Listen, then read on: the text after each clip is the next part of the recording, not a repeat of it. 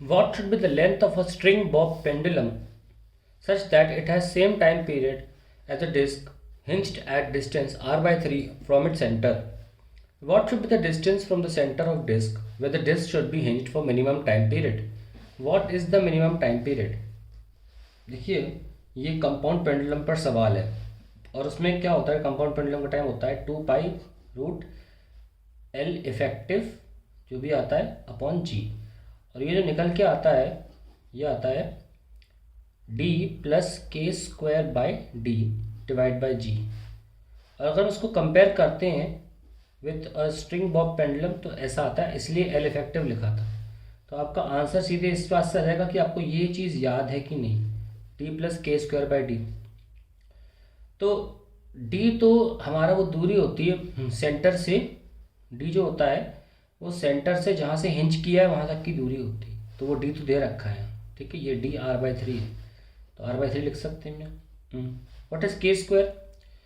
About centre of mass जो moment of inertia होता है वो लिख लीजिए, और उसमें से रेडियस ऑफ गिरेशन निकाल लीजिए।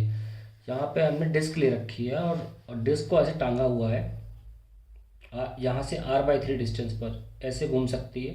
तो हमें सेंटर ऑफ मास वाला डिस्क का हमने लिखना है इस एक्सिस के अबाउट, जो कि एम आर स्क्वायर बाय 2 आता है।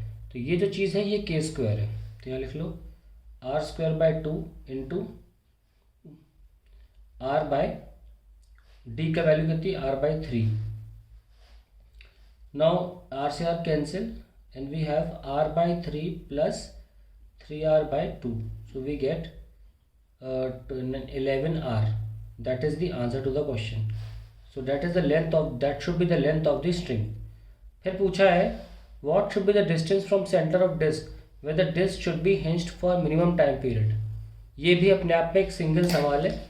मिनिमम टाइम पीरियड के लिए कंडीशन होती है कि आपकी डी की वैल्यू के बराबर हो जाए, और के की वैल्यू कितनी थी आर बाय रूट 2 जो कि 0.7 आर होती है।